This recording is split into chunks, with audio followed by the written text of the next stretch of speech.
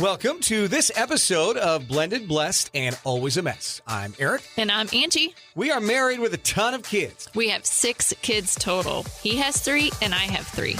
My name's Hallie and I love riding horses. I'm Lexi and I love agriculture. My name's Carter and I love eating. My name's Chase and I love lifting weights. My name's Summer and I love spending my parents' money. I'm Dane and I love baseball.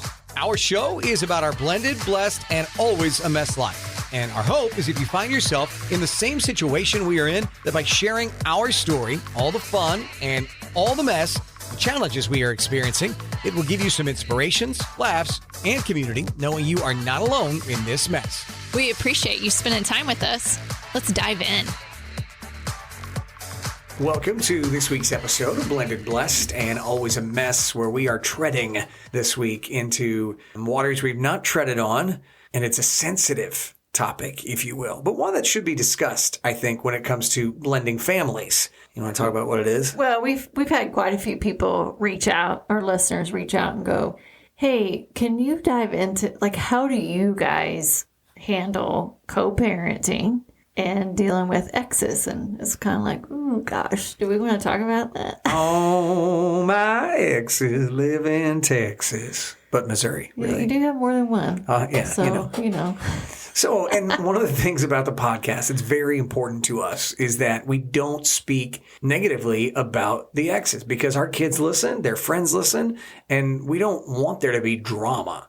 But it is one of those things where you're parenting with someone you're no longer married to, and sometimes someone you were never married to. And so how do you deal with that? How do you handle those situations? So we thought we'd just share some different examples. And well, I think the reality of it, it doesn't matter if you're married, divorced, whatever that situation is. When you have kids together, you have a relationship with that person. And so I think sometimes people think, oh, you get divorced and you move on. And it's like, you don't move on. Not when there's kids involved. You're still together. There's still a relationship that exists there that has to be nurtured. And it's critical. It's critical to your kids' emotional health. And so it's not something you can just walk away from. And you almost, sometimes I feel like it's almost as important as your own relationship if you're remarried with your new spouse. Let's just say the healthier it is with your ex, the better it is for your kids. And we understand sometimes it's just not possible, right? There's some situations we know people that it's just not possible for there to be good relationships, whether that's coming out of relationships that dealt with abuse or whatever that might be. It's really difficult, right? And the kids know there's problems, things like that. We're just saying we're coming from a place where I feel like we have generally good relationships with the exes so that we can have a good co-parenting situation for our kids. I think it works better. All we're going to say today is here's some things that work for us, and hopefully you can try them or apply them. Some may work better than others for you. Am I right? I mean, that's really all we're trying to do. The basis is when the co-parent is in the picture still, right? Like, so there are situations where you're a single parent, and so other person's out of the picture, or there's no way you can have a relationship with them. So I think from our experience, it's been where you're co-parenting. And so how do you work through those differences? Because there is going to be differences. You're going divorced. To agree. There's going to be, you are divorced, or some cases you've broken up, whatever it is. There's a reason you're not together. So there are going to be differences. Well, even if you are married, we talk about a lot of our differences. So you're going to have differences regardless. And then you add in that you're parenting separately. Mm-hmm. You're not going to be aligned. No. 100% of the time. No. But okay, so how do the best that you can. How do we handle that? That's what our listeners have asked us. Yeah. So number one thing, and I'm sure you've seen this, I'm sure you've read this, but it's so true, is that you can't talk negative about the other parent in front of the kid, because that child is half of you and half of them. And we have this conversation with our kids a lot. You're never going to hear us say something bad about your other parent. It's not. It doesn't matter how mad one of us may be at the other one. We're not doing that, because that leads to a lot of unhealthy things, and your child going, oh, part of me is bad. And I think sometimes the challenge can be, that's our rule in this house. It may not be the rule in the other house. And so part of that when that does happen, because it's happened, it's very hard not to react, right? And respond, to that right? And respond. Yeah. And so I think when you do cross those situations, we've set the kids down and just said, I realize that that's what you have heard, but in this house, we're not going to talk negative about the other person. Just know we love you, and we'll handle this outside of this discussion. Yeah, and you're lucky that you have multiple, 2 parents and bonus parents that love you, and that's all you need to know. And so again, yeah, it's not always easy, but that is the big rule in our house. It only hurts the child if you go to speak illy of their other parent. Also, we're not perfect at this. I mean, it's just interesting. Like if you tune into your kids, there's times where I've said, well, maybe, one of the kiddos is sharing something that they want to do at the other person's house, but I have said, I don't think that's a good idea because X, Y, and Z could happen. And you instantly sense them getting defensive a little bit or feeling like that's a negative direction towards the other parent. And that's not even not even the case or the intent. So kids already feel pulled in 2 different directions.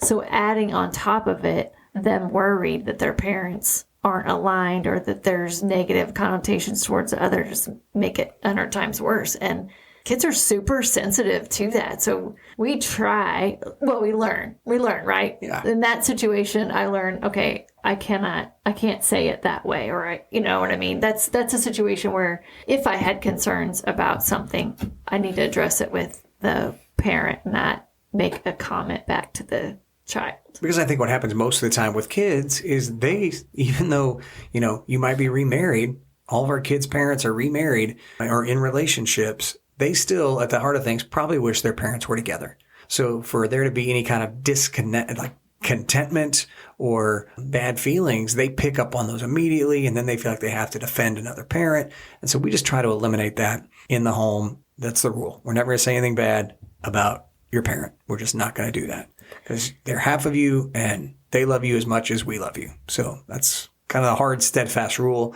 And if you can do that, I do think it helps. It helps the kids. I mean, and at the end of the day, that's what we all care about is the kids' well-being. And so they're already struggling, with a divorce. So adding that on top of it just makes the situation even more challenging. So overall growth for them is knowing that their parents get along and they don't say negative things. Yeah, for sure. Which, leads into the next topic. Okay, so then what do you do in that, situation? How do you co-parent well? And I think the number one...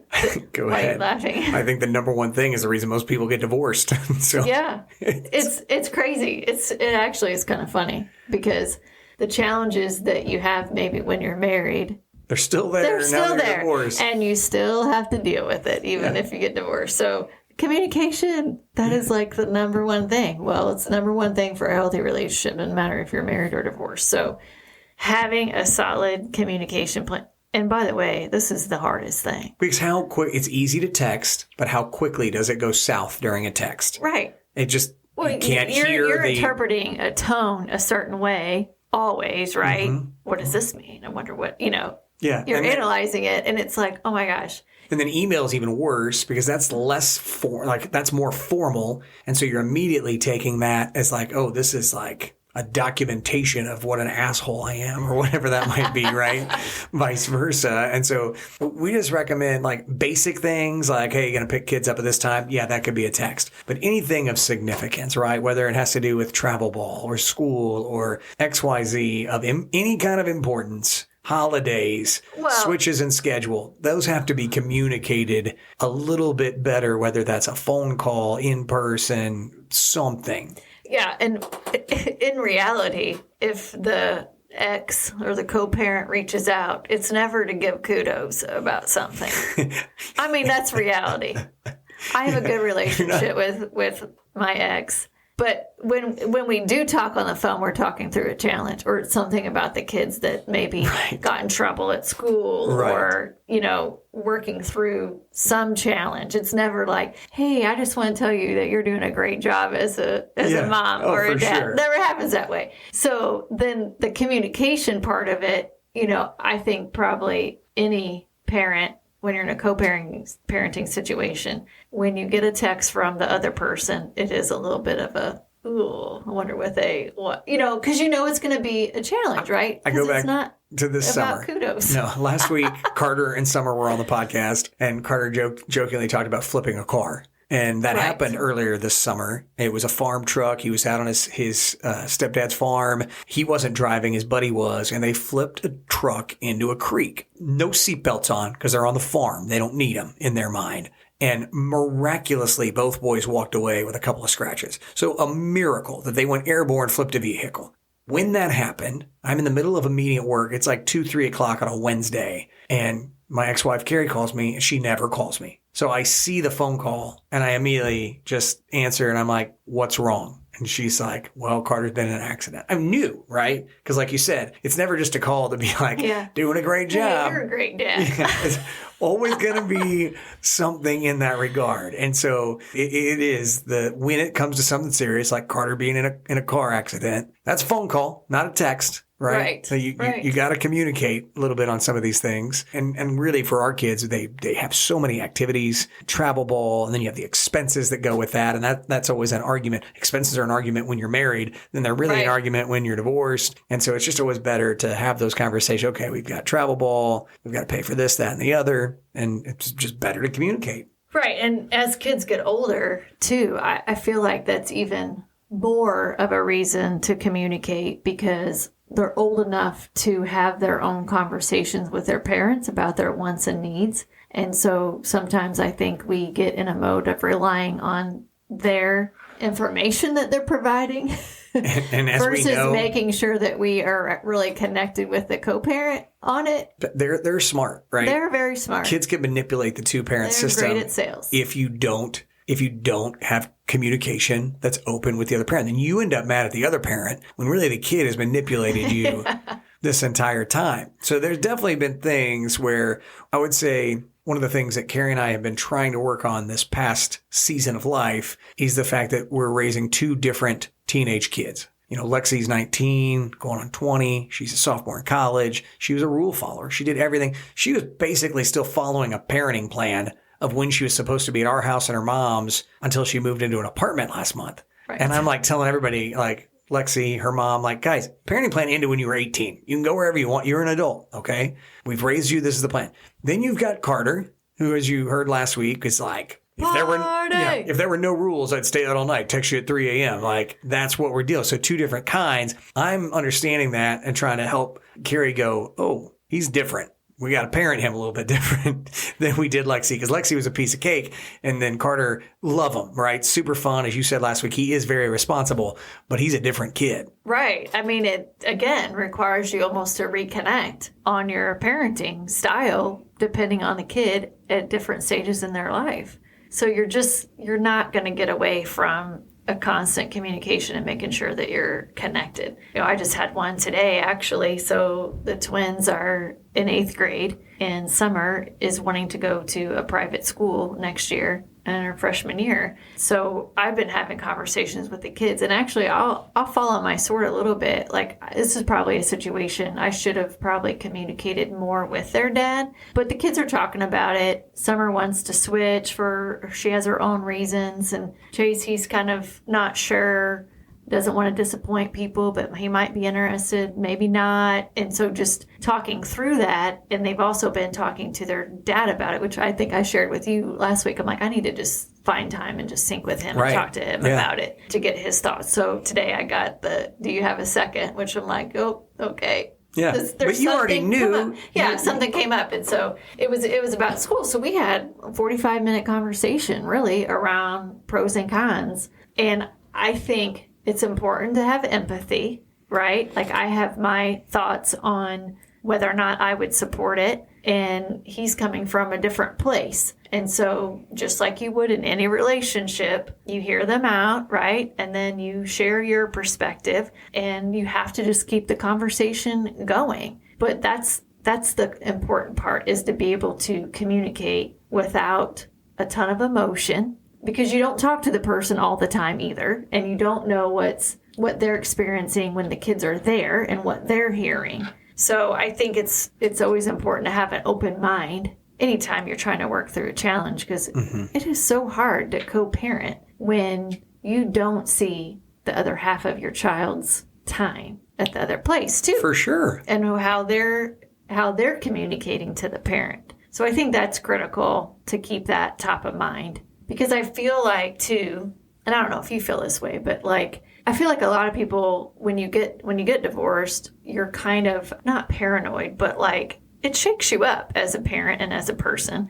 I think we get in situations where maybe we're not confident in our role as a mom or as a dad. So you kind of, I think sometimes people try to pull the kids closer to them versus making sure that they also have a relationship with their dad or mom. You know what I mean? No, I can see that. And so I think also that when you're communicating with the other parent, you know, you're naturally only going to look through your lens because you want to be protective of your relationship with that child when half of their time's at the other home. So it's such a hard balance. That's why I feel like it's super critical to not get super emotional in it and want to be protective of your turf. Yeah. The other thing I would say too that I think I know because I've had people ask, couples struggle with is, let's say, I'm really grateful we don't have this issue. Maybe it's because we're in our 40s and we're just more secure.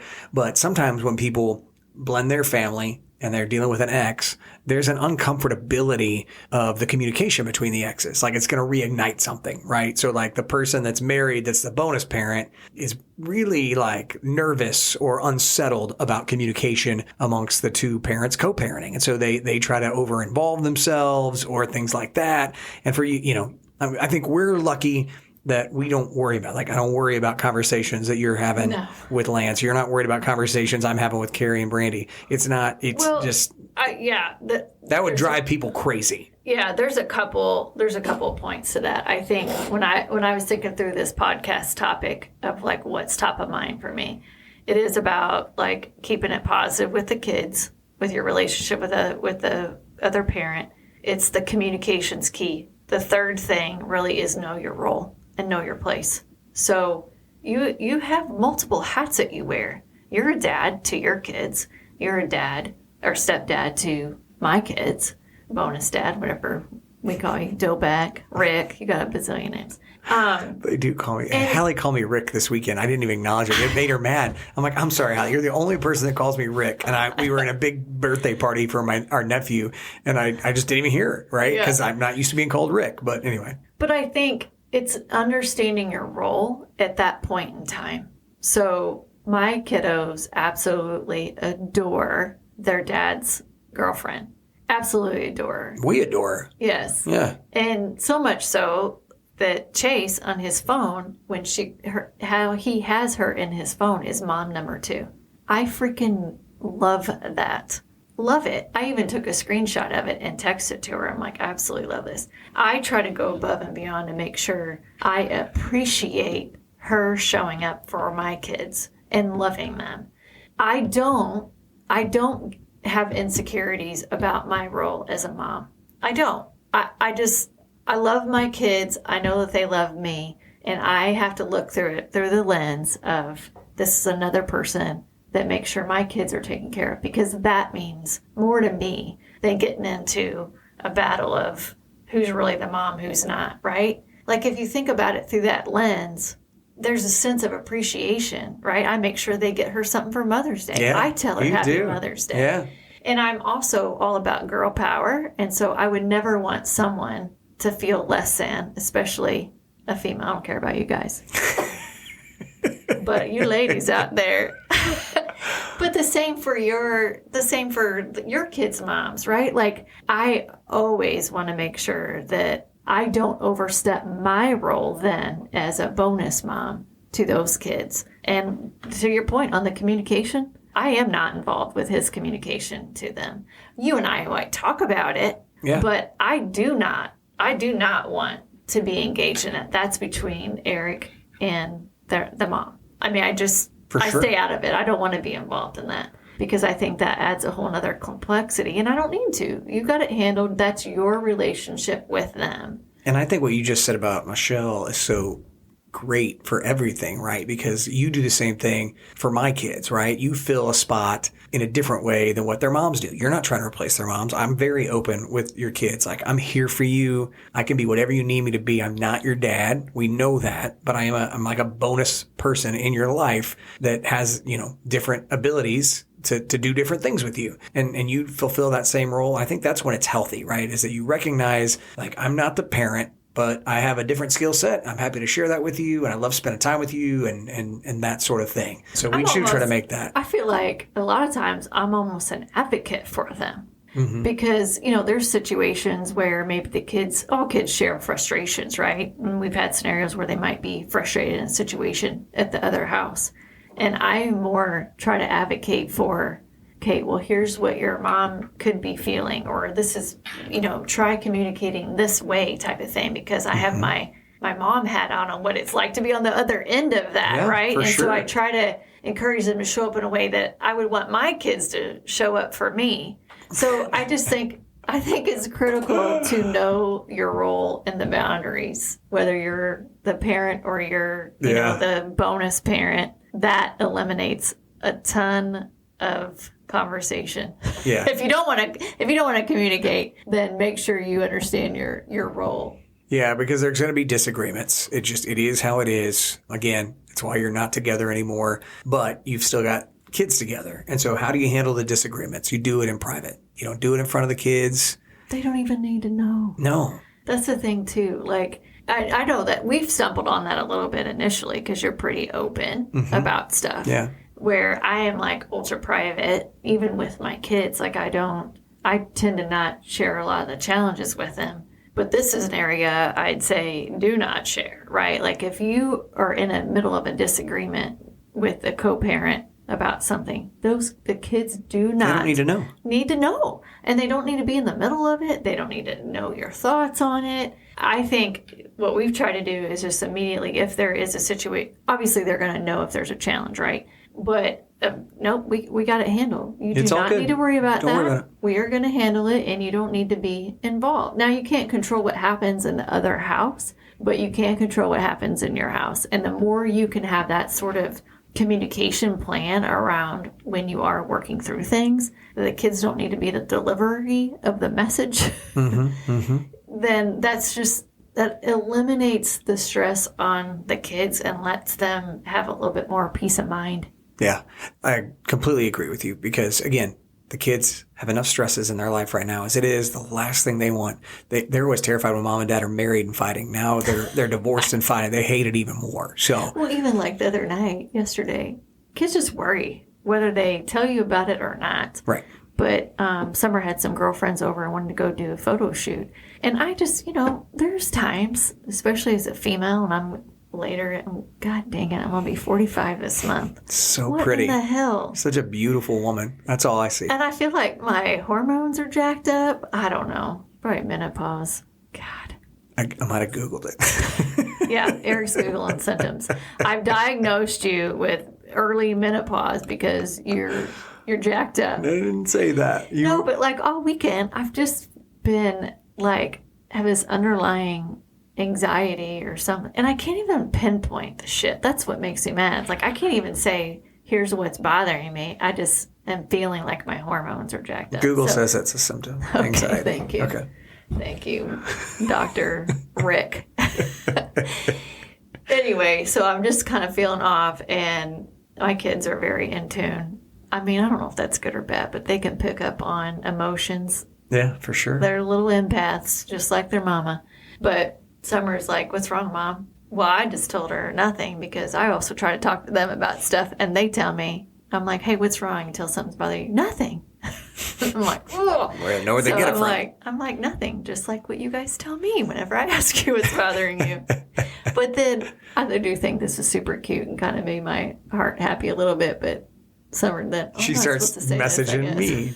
Yeah, you weren't supposed to know this. She's like, don't tell Mom, but I think she's upset. Is she mad at me? Did we take too long getting ready? Like, da da da da. When I asked what's wrong, she said nothing, just like you say.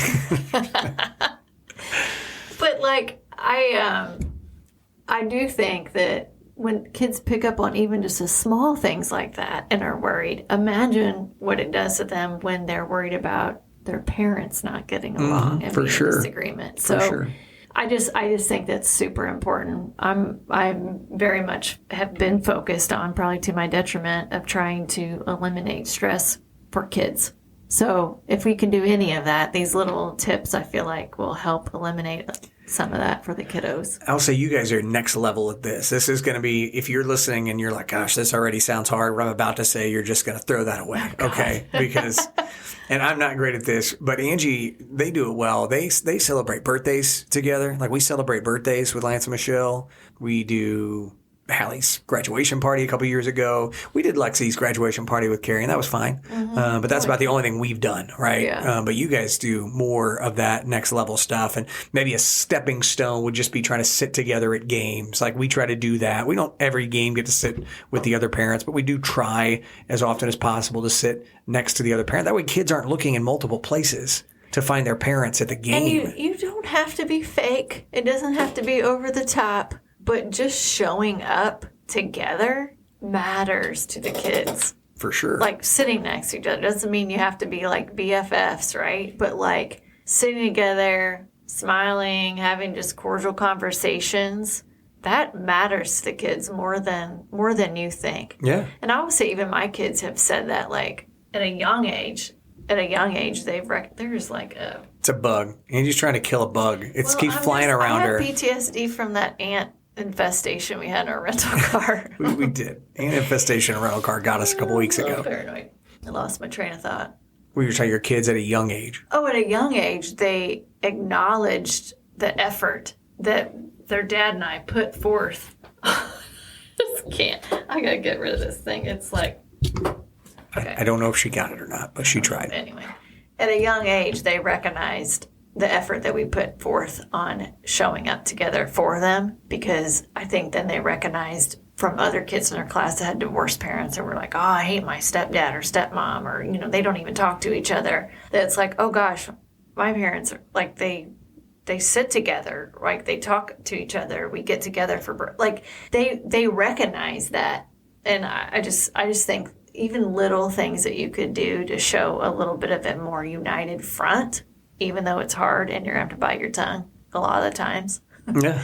It's important for the kids. We did this with Hallie's graduation. We did this with Lexi's graduation, where it was like we were all there, and it was you and Lance took a picture with Hallie, as you should, and then me and you took a picture, and then Lance and Michelle, and then all four of us took a picture with Hallie, and we did the same thing with Carrie when Lexi graduated. Me and Carrie took a photo, and then it's 100% okay. Like when you're married, to let your spouse take a picture with the parent of the other kid and not have to put everybody in the picture.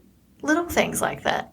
It's okay to do that. Yeah. That doesn't mean that your role is less than as a bonus parent. But you're doing something for that child to let that child take a picture with their parents. Yeah. Because I know there's times where I've heard the horror stories, right? And sometimes you have to take a back seat, even though it might burn a little bit, it might sting. That will go a lot farther with the kids and even your relationship as a bonus parent with the kids if you sometimes take a back seat and let them still have that relationship with their parents. Yeah. Or picture with them or whatever that looks like for you. We've been lucky we've been able to do that, and it hasn't been. I know there's relationships where one side's like, I can't believe you would take a picture like that and leave me out. And that's not putting the kid first, right? I mean, being a parent and a bonus parent, I find to be incredibly rewarding. I also find it means dying to myself more than I ever thought possible, right? It means that I am doing things that I don't necessarily want to do, but because it's better for the kids, my own kids, my bonus kids, it's just better for them. And so you die to self and you move forward from there. Well, I think ultimately the thing to keep in mind and maybe ask yourself, because we do this a lot, is like, am I putting my child in a situation where they have to pick sides? Yeah. Because they don't want to pick sides. Little things like that, it's going to make them feel like they're having to pick sides. It makes them feel uncomfortable. So if you think about things in that lens, I think it's easier to separate out your own emotions versus what your kids might need, whether that's your kiddos or your bonus kiddos. And I just think back to like Lexi's graduation's been a year and a half ago or whatnot. I mean, you were just super diffused the situation out of the gate. Like we got done, got outside, and it was like, all right, Lexi, get a picture with your mom and dad from you. And you took the picture, right? That makes the kids immediately feel at ease. And I think it makes other people in that, because we had other people around, made them feel at ease as well. Yeah, I think if you as a bonus parent can make those type of suggestions and more push for that, that also goes a long way for the kiddos. All right. I don't think we have anything else on this to cover. No. I mean, I'm sure we could talk for a long time on it. Send us more questions. Yeah. I mean, all in all, we know that this is a really difficult topic, and we're not saying we're great at it or perfect at it, but some of these things do work for us, and it's always a work in progress. And as I said, we die to self all the time on it because it's really about the kids first and then us last. And just, I think, learn from mistakes, right? Like we do not have this figured out. Do not. And we make our own we make mistakes, and it's like, oh gosh, we shouldn't have said that, or we shouldn't have done it that way. Or actually next time this is going to work better if we do this because we've learned. I think just paying attention and learn from the failures goes a long way too, because it's hard. It's hard. But again, for us, the hard and fast rule, we never say anything negative about the other parent in the house. It just can't do it. Absolutely can't. We don't want the kids to feel in the middle. So focus on communication too with the other spouse, even when it's hard, or the other parent, even when it's hard. This was Angie's idea to do this episode. Good job, honey. Thank you. I think it was good. It was good to answer those questions for people that have been asking. Next week, we're going to try to have Hallie and Lexi on. They heard us talking to Carter. They really wanted to show up, Carter and Summer. They're like, we can do better than that. They liked the questions we asked, and they want to ask us questions. They've both been on the podcast. They want to come back on. So I think we're going to talk to them next week is the plan, if we can get schedules to align. And we look forward to seeing you then. In the meantime, we hope you have a wonderful week. God bless, and we'll talk to you next Sunday. Thank you for listening to Blended, Blessed, and Always a Mess. Follow us on Facebook, Instagram, and at blendedblessedalwaysamess.com. Reach out to us on any of our social channels. We would love to hear from you. Have a great week.